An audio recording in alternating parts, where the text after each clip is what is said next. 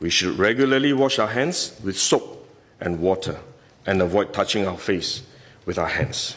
Even at a meeting when we have on this ministry task force, while I was speaking, I was touching my face until Minister Lawrence Wong nudged me with his elbow and said, "Stop touching your face."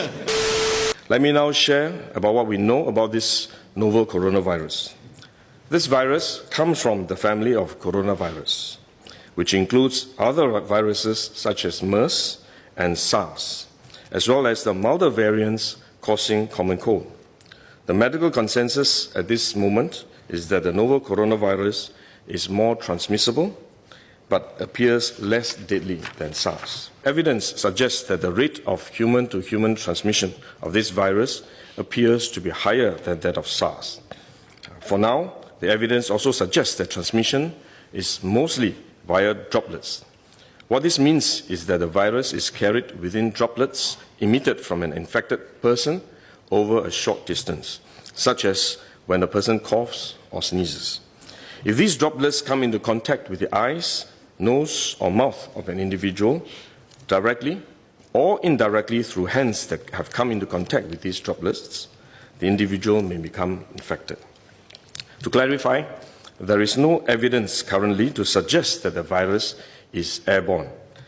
There are other viruses, such as the chickenpox, which can easily be transported via air currents and do not require droplets to contact the eyes or nose.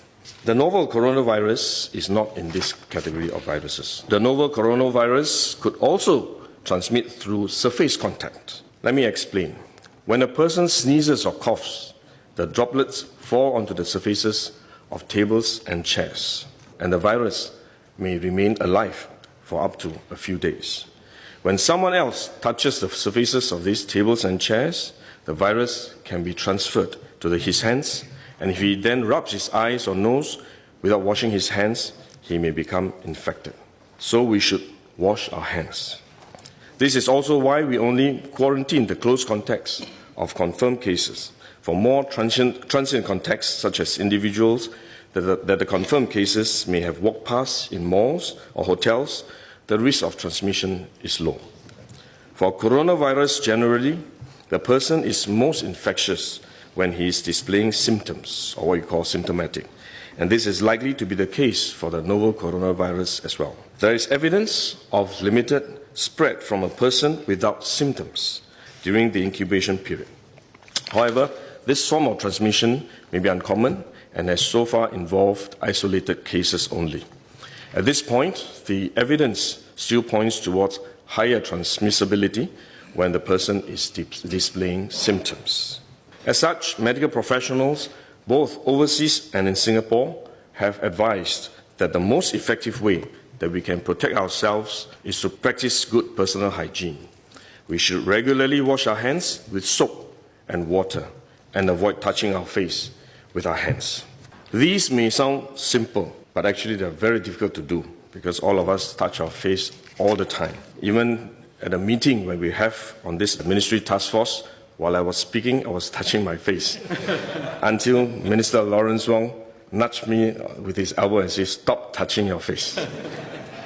So it is simple but extremely difficult, but are actually very effective in preventing all kinds of infection. Potential infection from asymptomatic persons, in fact, is less likely to be from coughing or sneezing directly because they don't have symptoms. They are not sneezing or coughing, but more likely by touching contaminated surfaces, for which masks offer no protection. Wearing a mask when we are well often gives us a false sense of security instead, and we are more likely to touch our faces when we constantly adjust our masks, which is one way the disease spreads.